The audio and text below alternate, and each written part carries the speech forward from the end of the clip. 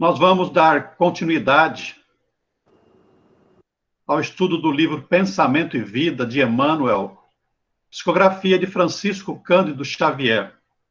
Um livro muito interessante, como já mencionamos na reunião anterior, é um curso que é ministrado no plano espiritual àqueles que vão reencarnar, uma preparação para a vida aqui na Terra. Então, nós que já estamos aqui, temos essa oportunidade de estudar e, no que nos resta nesta vida, tentarmos colocar em prática esses conhecimentos. O capítulo de hoje é o segundo, vontade. Como muitos irmãos, companheiros não tiveram oportunidade de ler o capítulo, eu vou ler porque é muito importante, é muito interessante. Vontade. Comparemos a mente humana, espelho vivo da consciência lúcida, a um grande escritório, subdividido em diversas seções de serviço. Aí possuímos o departamento do desejo, em que operam os propósitos e as aspirações, acalentando o estímulo ao trabalho.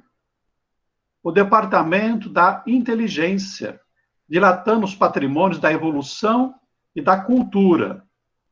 O departamento da imaginação, amealhando as riquezas do ideal e da sensibilidade.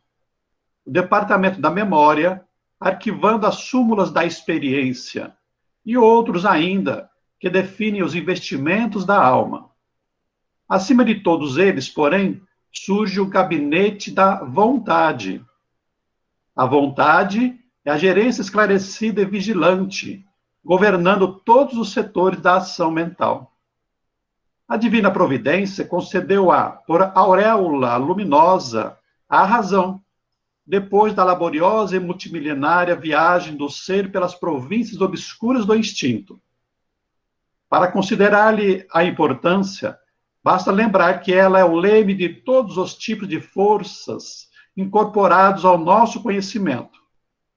A eletricidade é energia dinâmica, o magnetismo é energia estática, o pensamento é força eletromagnética. O pensamento, eletricidade e magnetismo conjugam-se em todas as manifestações da vida universal, criando gravitação e afinidade, assimilação e desassimilação dos campos múltiplos da forma que servem à romagem do espírito para as metas supremas traçadas pelo plano divino. A vontade, contudo, é o impacto determinante. Nela dispomos do botão poderoso que decide o movimento ou a inércia da máquina. O cérebro é o dínamo que produz a energia mental, segundo a capacidade de reflexão que lhe é própria. No entanto, na vontade temos o controle que a dirige nesse ou naquele rumo, estabelecendo causas que comandam os problemas do destino. Sem ela, o desejo pode comprar ao engano aflitivos séculos de reparação e sofrimento. A inteligência pode aprisionar-se na enxovia da criminalidade. A imaginação pode gerar perigosos monstros da sombra.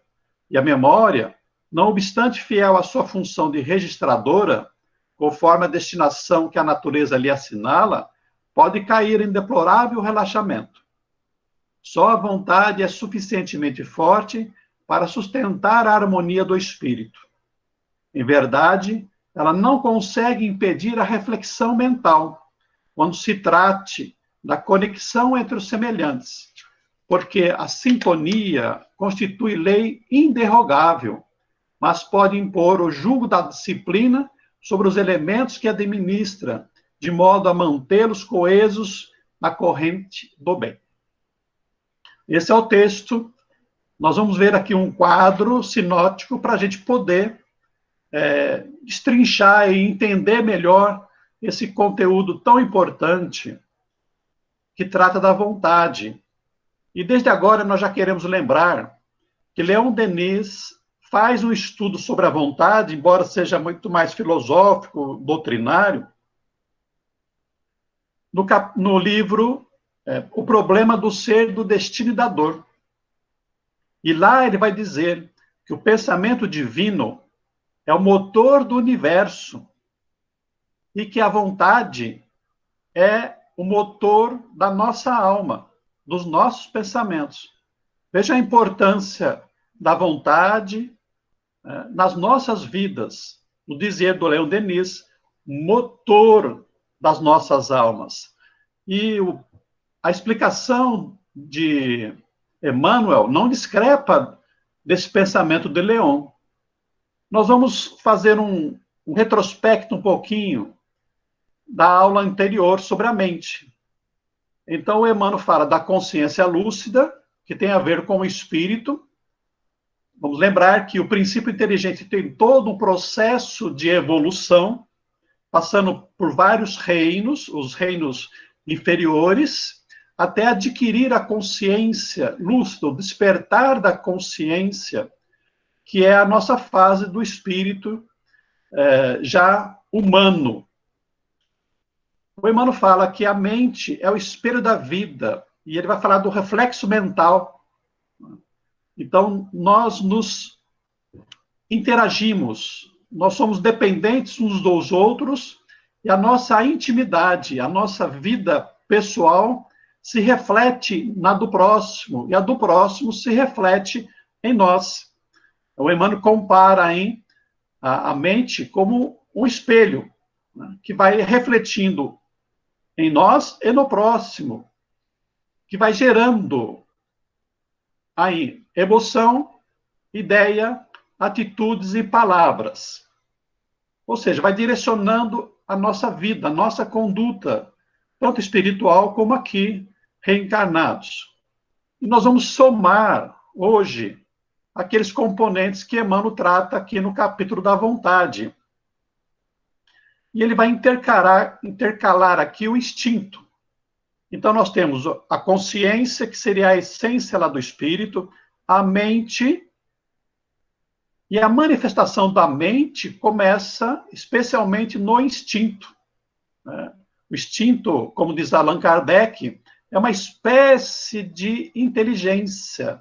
Não é a inteligência do espírito, mas é uma forma de manifestação inteligente que os seres vivos possuem para poder sobreviver. E aí o espírito vai evoluindo, graças também ao impulso do instinto. O instinto, ele antecede a emoção. E da emoção, nós vamos nos encaminhar para a razão, que vai direcionar as nossas ideias, as nossas atitudes.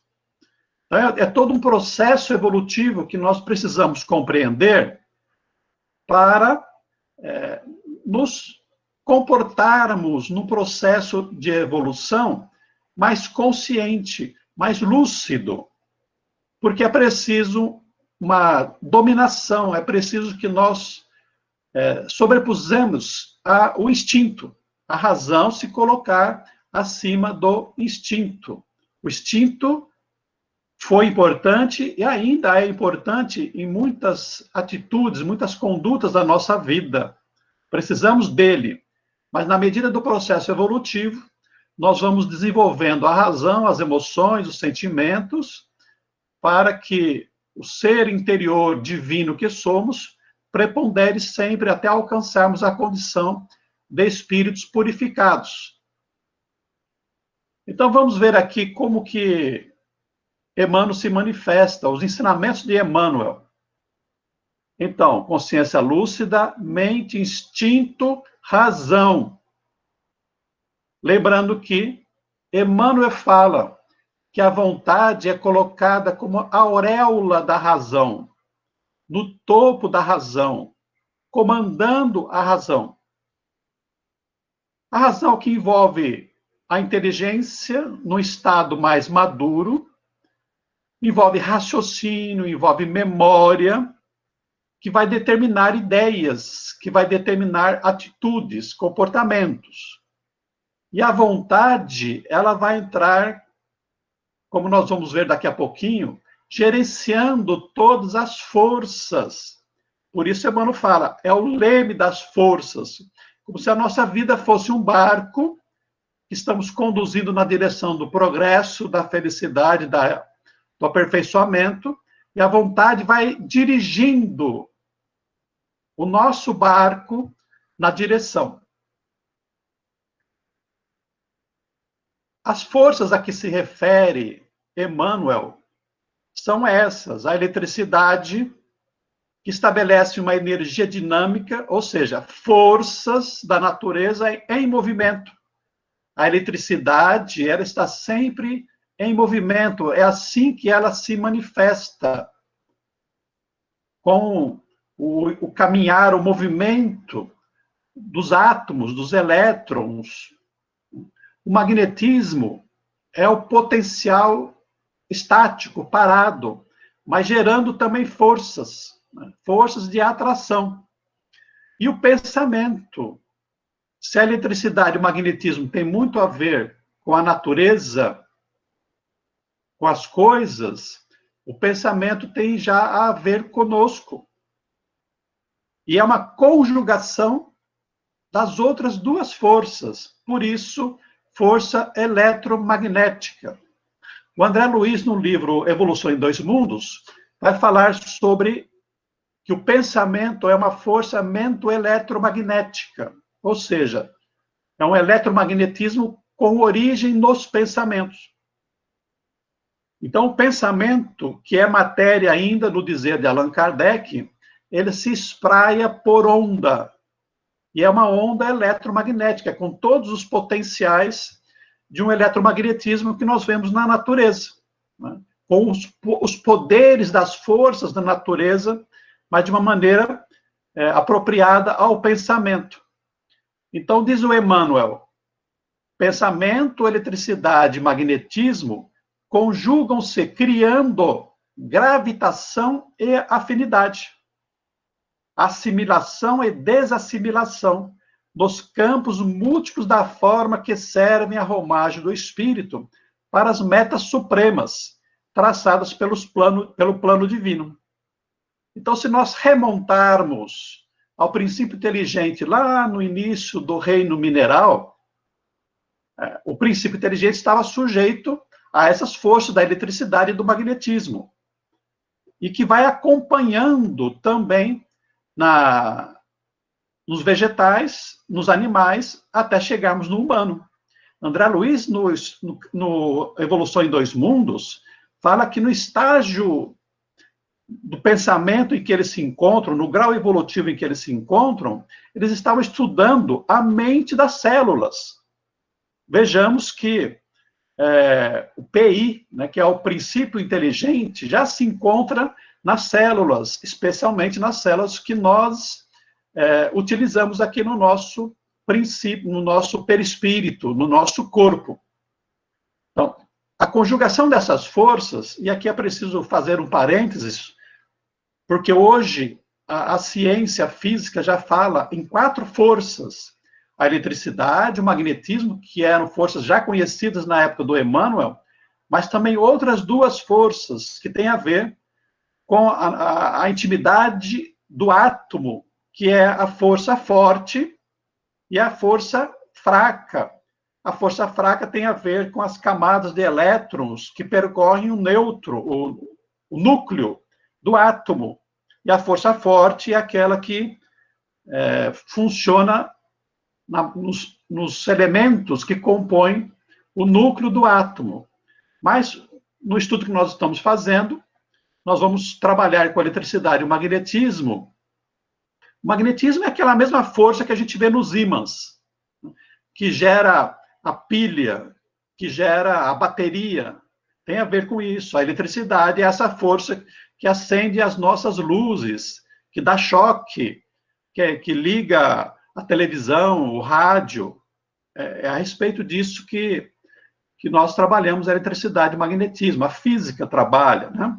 Então, essas forças conjugadas criam para nós, aqui no caso dos espíritos, gravitação e afinidade, porque nós estamos conectados uns aos outros por magnetismo que nos atrai, Por exemplo, os espíritos afins se procuram e se encontram por essa força do magnetismo, assim como também os espíritos que são desafetos, acabam se encontrando também por magnetismo.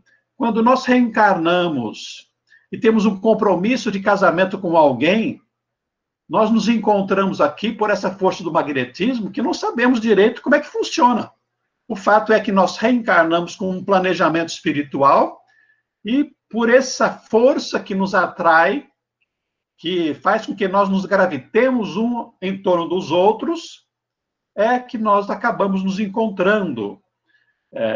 As mentes mais poderosas, as mentes que são capazes de envolver o próximo com o seu magnetismo pessoal, também atrai criaturas para o seu redor. Quanto mais força mental, quanto mais simpatia, quanto mais magnetismo pessoal tem o espírito, mais ele atrai criaturas ao seu redor. E também determina aqui a assimilação e desassimilação. Então, existe a força de atração e de repulsão. Nós nos atraímos com os nossos pensamentos, as nossas ideias, os nossos pensamentos, mas também nós nos repelimos. Então, pensamentos e ondas de mesma natureza se conjugam, se atraem, e de forças contrárias se repelem. Por isso que nós nos sentimos muito felizes, agradavelmente felizes, quando estamos próximos, ao redor de alguém que tem simpatia, que tem uma química conosco. É o amor. Mas nós temos uma antipatia, nós não nos sentimos bem, que é uma desassimilação de forças, quando há uma discrepância, há uma força contrária à maneira de nós sermos. Nós somos um sistema, um campo eletromagnético que tem uma vibração específica. E essa vibração específica, a se refletir no nosso campo magnético, na aura, no nosso duplo etérico, faz com que haja essa repulsão de fluidos. Allan Kardec estuda isso no livro A Gênese, tratando dos fluidos. Atração e repulsão de fluidos, porque depende da maneira como nós pensamos, como nós sentimos, depende das nossas emoções. Então, se eu tenho um pensamento de tristeza, que é uma onda mento-eletromagnética, essa onda vai estar se conjugando com outros pensamentos de tristeza, agravando a nossa própria situação. E é por isso que, muitas vezes, nós não conseguimos nos libertar do nosso pensamento de tristeza e vamos nos encaminhando para uma depressão. Por quê? Porque outros pensamentos de tristeza nós atraímos, pessoas com tristeza nós atraímos. E o contrário também é verdadeiro. Às vezes nós estamos felizes e ficamos mais felizes ainda, porque nos conjugamos com outras ondas também de alegria e de felicidade. É preciso nós usarmos, empregarmos muita disciplina, muita atenção, muita concentração, muita vigilância, para não permitirmos que esses pensamentos de natureza inferior tomem conta da nossa mente. Então, a consciência lúcida é uma consciência atenta, é uma consciência vigilante, que não permite que pensamentos nossos ou refletidos tomem conta de nós, mas nós vamos com isso, com uma vontade férrea, uma disciplina, determinando a nossa conduta, o nosso pensamento próximo dos espíritos bons, daquilo que é o amor, daquilo que é o bem.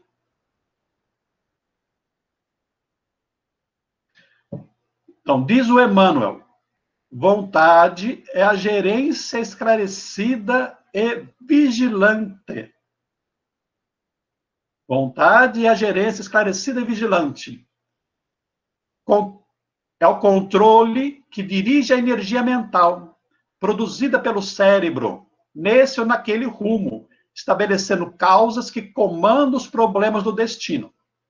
Então, a energia mental, embora aquele esteja se dirigindo ao cérebro, Vamos lembrar que toda a energia mental é aquela que parte do espírito, da mente, do corpo mental, depois é transferida para o cérebro do perispírito e em seguida para o cérebro físico, quando nós estamos aqui encarnados.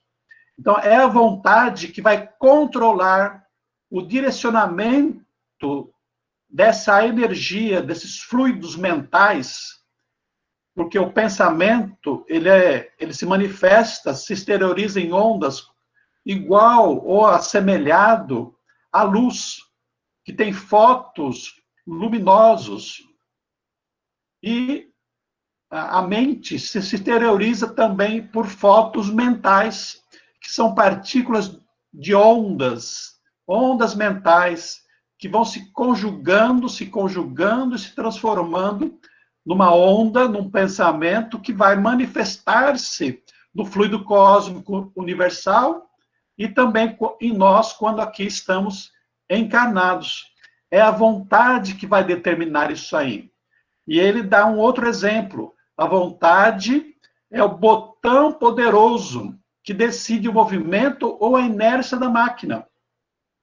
Então, quando nós apertamos o botão da vontade da ação, nós movimentamos o nosso pensamento, a nossa ideia, as nossas emoções, num determinado sentido.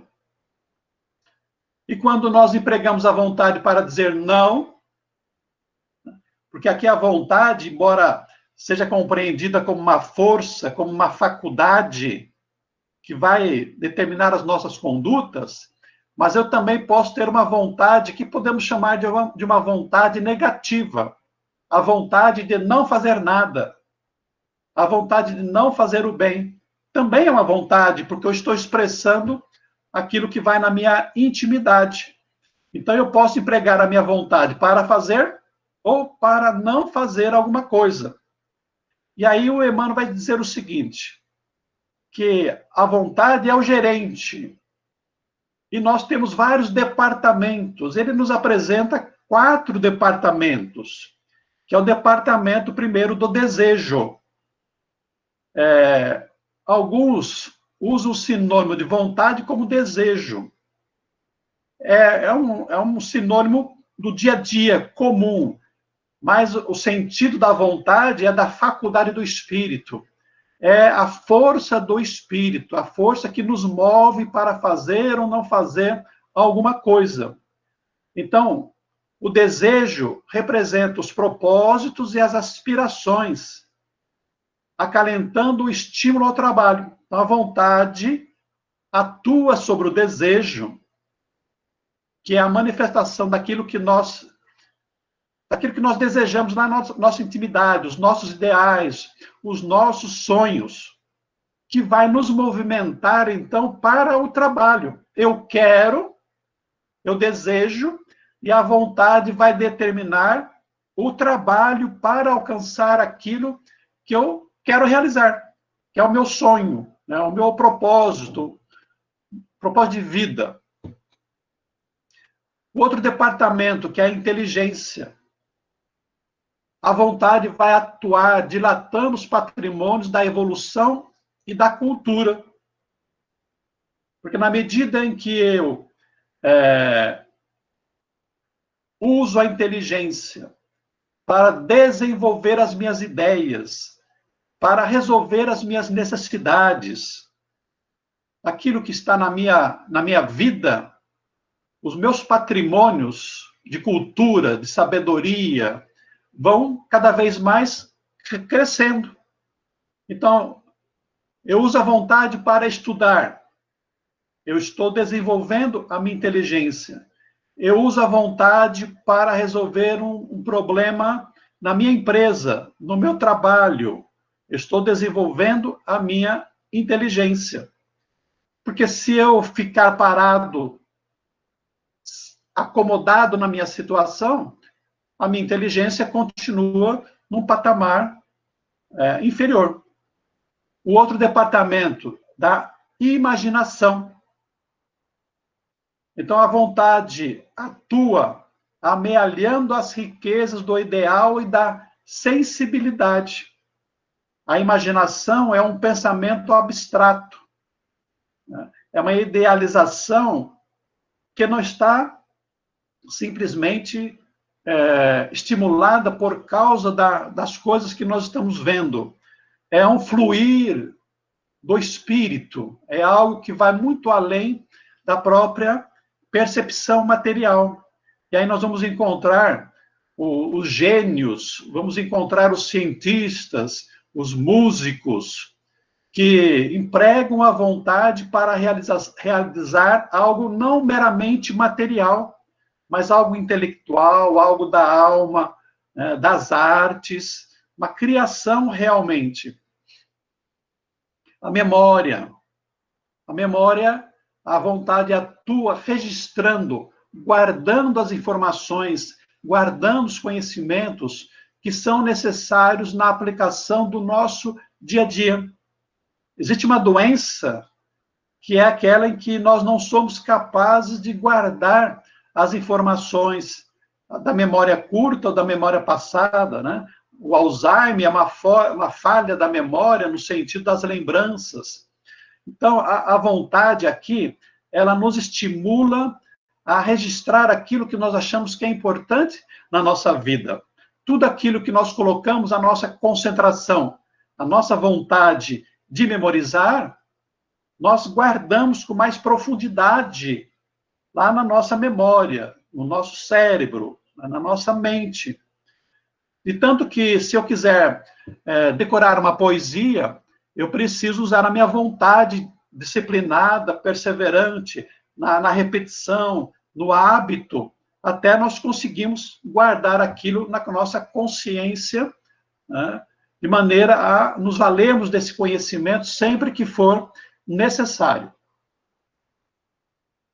Bom, sem a vontade para o bem, no capítulo, Emmanuel fala simplesmente, sem a vontade. Nós estamos aqui esclarecendo que é sem a vontade para o bem, ou a vontade negativa. O desejo pode comprar aos enganos aflitivos séculos de reparação e sofrimento. Ou seja, quando eu canalizo mal a minha vontade em relação aos desejos. Por exemplo, as paixões, a acomodação, as coisas materiais, a vida mundana. Então, se eu canalizo a minha vontade para a realização de sonhos que não são sublimados, que são meramente o instinto, as paixões, o que é que acontece? Eu estou gerando uma atitude negativa, infeliz, prejudicial, causando danos a mim, causando danos ao próximo, que vai implicar no futuro a uma necessidade de reparação e de sofrimento, que é aquilo que nós chamamos de expiação. Então, aprender a usar a vontade de acordo com as leis divinas, a lei divina é a lei do bem, a lei natural. Quando nós aprendemos a utilizar a vontade canalizada para o bem, o desejo vai se realmente converter numa realização positiva, criadora para a nossa vida. A inteligência, né, sem a vontade para o bem, pode aprisionar-se na enxovia da criminalidade. Ou seja, nós usamos a nossa mente, a nossa inteligência para fazer o mal, para nos apropriarmos dos bens alheios, por exemplo, na corrupção que nós estamos vendo aí engraçar, né, livremente, não só no Brasil, mas em todos os países, nos crimes, nos assassinatos.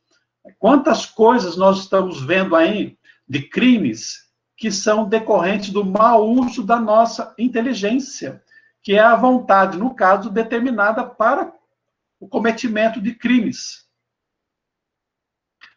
A imaginação pode gerar perigosos monstros na sombra. Quantos escritores, vejamos aí, quantos escritores, quantos produtores de filmes estão usando a sua imaginação para criar imagens de terror, imagens que geram deturpação naqueles que estão vendo, que geram traumas, que geram medos, que geram posturas que canalizam para o sofrimento, para o terror. Às vezes você assiste um filme, quem assiste um filme de terror não consegue nem dormir, ou se dorme tem pesadelos. Por quê? Porque a mente, ela não consegue distinguir o que é realidade do que é simplesmente imaginação.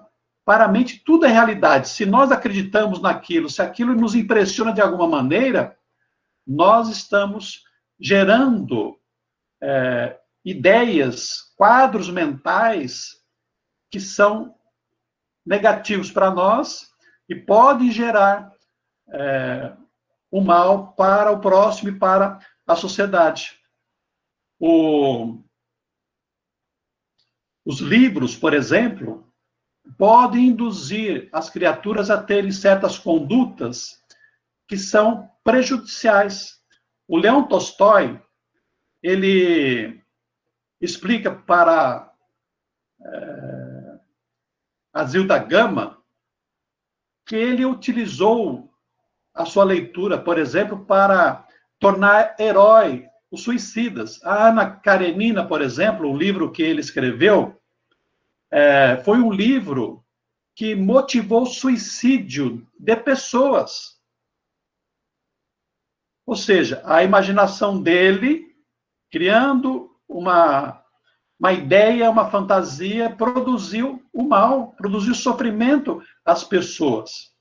Então é preciso nós usarmos a vontade para que os nossos pensamentos, a nossa imaginação, sejam sonhos positivos, sejam criações, produzam criações elevadas. E a memória pode cair em deplorável relaxamento. Então, se eu não utilizo a vontade para armazenar informações, para armazenar conhecimentos, a bagagem do meu conhecimento, da minha memória, será vazia ou muito pouco. É igual um computador. O computador, para ter um funcionamento bom, para ser útil, precisa ter armazenação, né? Precisa receber programas, receber informações, dados. A nossa mente é um computador, a nossa memória é um computador. Se nós não armazenamos informações, nós não temos bagagem, né, guardado ali para utilizarmos em algum momento. A memória, o conhecimento, gerando sabedoria, vai nos levar a um processo chamado de intuição. A pessoa intuitiva é aquela que é capaz de ter insights, de ter soluções sem precisar da reflexão, do raciocínio. Por quê?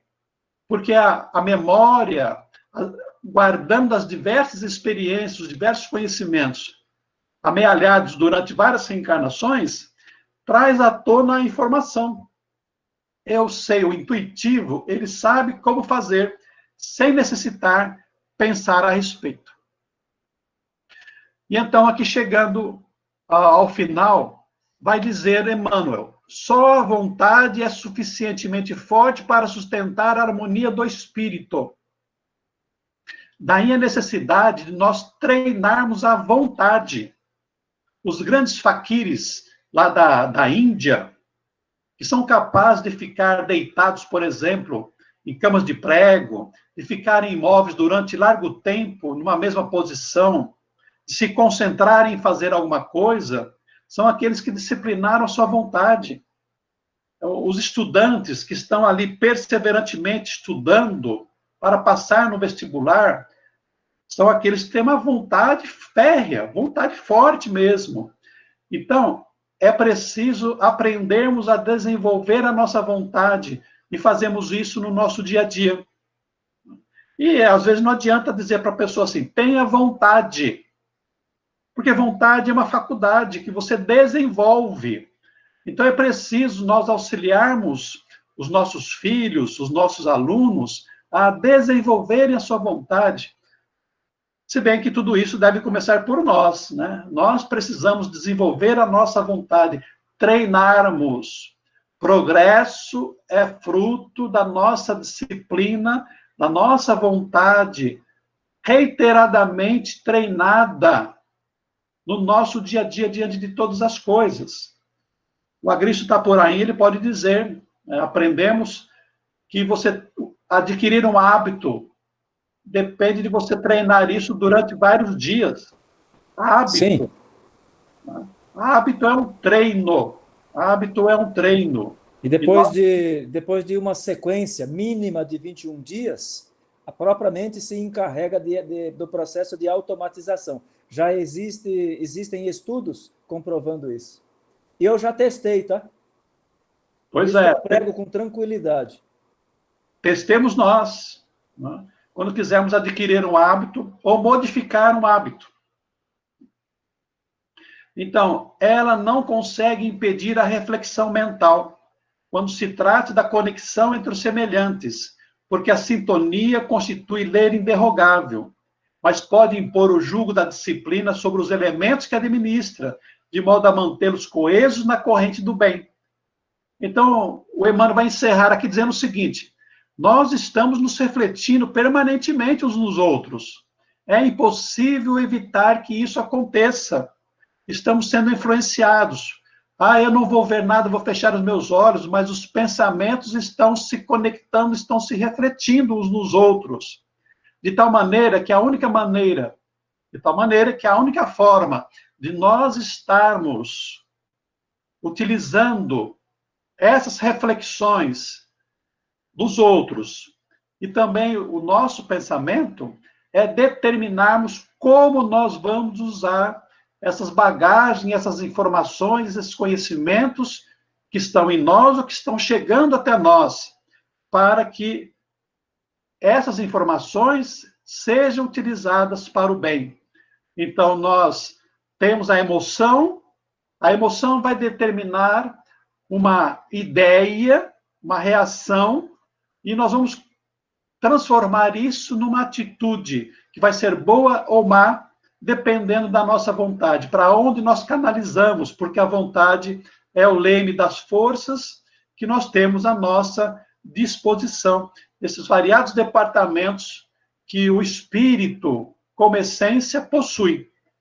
Emmanuel apresentou apenas esses departamentos, mas existem outros variados que nós vamos desenvolver na nossa trajetória espiritual. Aprendamos, pois, a trabalhar com a nossa vontade.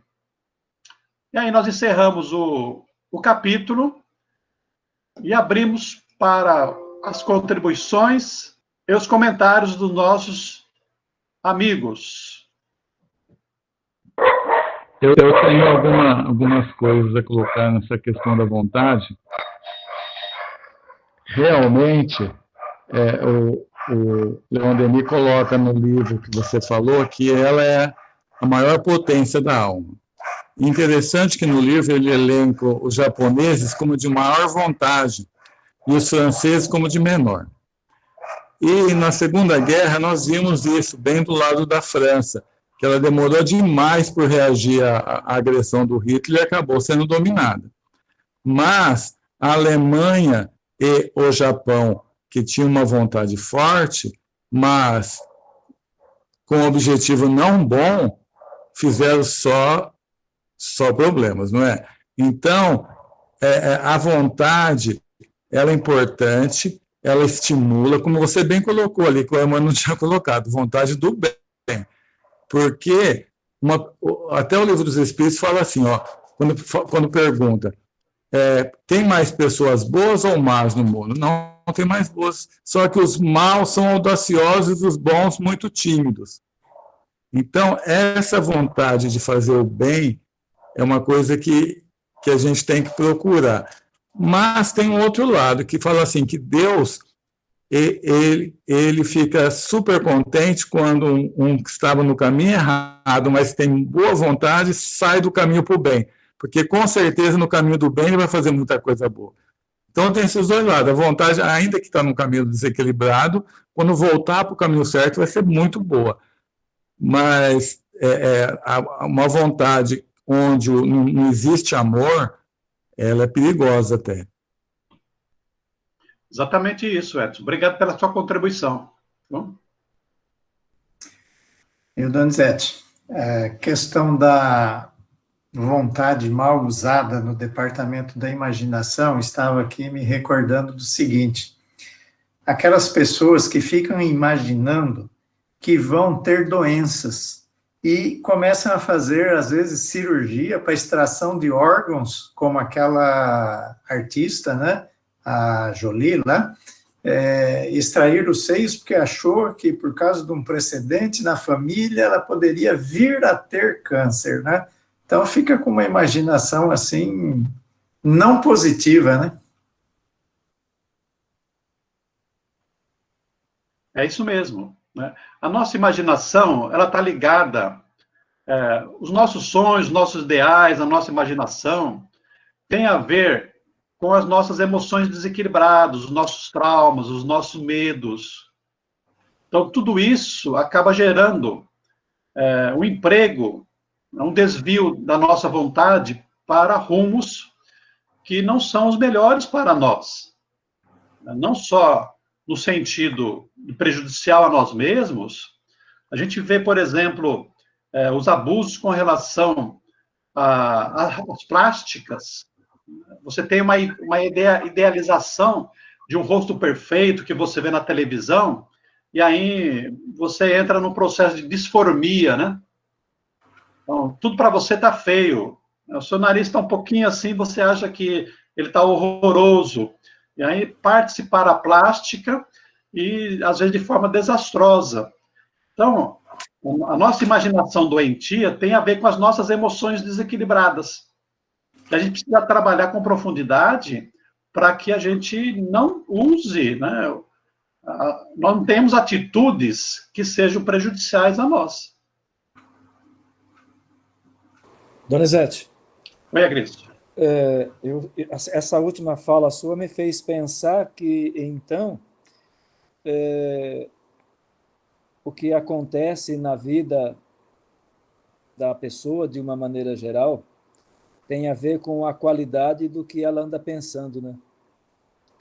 Porque quem pensa é o espírito, não é? Você falou todo de um caminho de processamento, cérebro e tudo mais, para falar da vontade. E eu estava me recordando, dentro desse contexto todo, o cuidado, quando você falou da questão doentia, né? O médico indiano, Deepak Chopra, tem uma frase em uma de suas obras que diz assim: você é o que você pensa. E eu andei lendo sobre este tema e encontrei no livro Fonte Viva uma frase do Emmanuel que diz o seguinte: pense e viva. Ou seja, a resultante do que você anda produzindo tem a ver com a origem que você dá a partir dos seus pensamentos, né? E aí, juntando tudo isso, desses autores e mais o de hoje, me remete a alguns trabalhos de alguns pesquisadores da área da neurociência, que, para resumir numa frase, algo mais ou menos assim: tudo aquilo que você valoriza cresce. Então, se você está valorizando pensamentos doentios, a doença vai acabar se materializando. Por outro lado, se você alimenta uma fé viva, como nós falamos ontem, que a fé é aquele raio de luz que move e guia os passos do espírito, e eu passo a valorizar essa coisa do desejo positivo, aí a fala desses estudiosos, desses pesquisadores, na minha opinião, faz muito sentido. E do próprio Emmanuel, né? Porque ele diz: pense e viva, você é o que você pensa, tudo aquilo que você valoriza cresce. Então eu acho bacana, eu sou um fã incondicional do estudo por conta disso, que é de ampliar a percepção, de entender que Deus deu o de que necessitamos. Zelar por isso é tarefa nossa, né? Eu fico com essa leitura. E para falarmos de autores, vamos lembrar do Descartes, né? Penso, logo existo. pensamento é a essência da nossa alma. A nossa mente se manifesta por ondas eletromagnéticas, que é pensamento. Sim. Nós atuamos fluido universal, pelo pensamento. Nós nos comunicamos pelo pensamento. Então, você tem razão que nós precisamos ver, analisar o que é que nós estamos pensando. O autoconhecimento proposto pela doutrina espírita, defendido, ensinado, é exatamente para isso. Eu preciso conhecer a maneira como eu penso, para alimentar os meus pensamentos apenas com coisas positivas. Então, estudar, ir ao centro, a uma religião, é importantíssimo, porque a minha mente vai estar com esses conhecimentos rodando na memória, e nós vamos aproveitar conforme for necessário. Então, se você se dá a livros pornográficos, a filmes pornográficos, a conversas deletérias, a ambientes ruins, você está enchendo a sua mente com esse tipo de pensamento. E aí, qual é a bagagem que você vai ter na memória para agir? Só coisa ruim. Então, o centro espírita, a igreja, a escola, os bons livros, os bons filmes fazem isso. Enche a nossa memória, a nossa mente de bons ensinamentos, que geram bons pensamentos, que vão gerar boas atitudes também. O Rodrigo está perguntando aqui, a vontade pode ter relação com pressentimento? Depende, viu, Rodrigo? Porque o pressentimento é uma certa antecipação de algo que pode acontecer. Pode ser que eu deseje tanto. Lembra lá aquele departamento do desejo? A imaginação. Eu desejo tanto, eu imagino tanto, que eu vou gerar uma ideia de algo que vai acontecer. Que pode ou não acontecer. Vamos imaginar que eu vou sair para viajar. E eu estou lá, vai acontecer um acidente, vai acontecer um acidente. Há probabilidade de você sofrer um acidente durante a estrada, durante a viagem. Não necessariamente porque iria acontecer ou porque você pensou que ia acontecer, mas quem está viajando corre o risco de sofrer um acidente, uma colisão, um pneu furado, uma queda, qualquer. Aí, às vezes, nós vamos imaginar que isso é porque eu quis. Né? Eu quis que acontecesse aquilo, ou então eu achei que que eu estava pressentindo aquilo e aconteceu. Mas a vontade é essa força para o bem. Então, em tudo na vida, nós temos que pensar no bem. Vou viajar, vou pensar no bem. Agora, quando eu penso no bem, eu atraio bons pressentimentos, que são boas intuições. Eu tenho uma experiência muito particular. Eu ia viajar para fazer uma palestra, uma viagem para Campinas. E na semana que eu ia viajar, vinha assim, vai ver o pneu. Veja o pneu. E eu não dei atenção àqueles pensamentos. Na sexta-feira, antes de viajar, entrou um parafuso no pneu e furou. E aí, eu levei o pneu no sábado cedo mesmo que eu ia viajar. Levei o pneu no borracheiro, e ele falou assim, olha, não vou consertar esse pneu porque ele está quase careca, desgastado, e você corre o risco de acontecer um acidente na estrada. Aí eu levei, fui numa empresa e troquei os pneus. Então, às vezes, o que nós chamamos de pressentimento nada mais é do que a ação da espiritualidade nos ajudando a prevenir, a nos livrar de algum problema que possa acontecer no futuro. Senhor Donizete, eu queria colocar mais uma situação que eu penso um pouco diferente do que vocês falaram. É a questão do hábito. A vontade da mudança, ela ocorre geralmente provocada por um sentimento de dor. que a pessoa sente a vontade de mudar.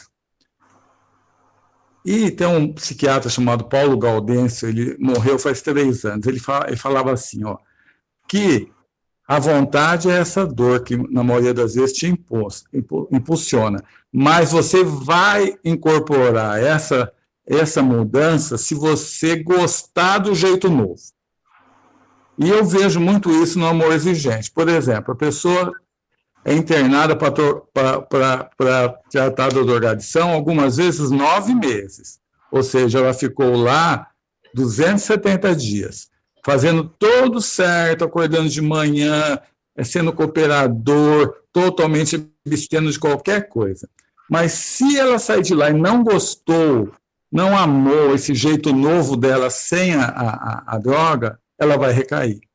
Então, o processo da mudança, muitas vezes, é impulsionado pela vontade de querer se melhorar, ótimo. Ou então a dor empurra.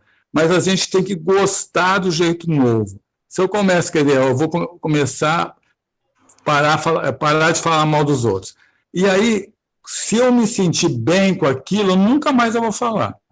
Mas se for só uma coisa que eu faço, e não vi uma mudança em mim, assim, no sentido de eu amar aquela mudança, eu vou recair. Eu penso assim.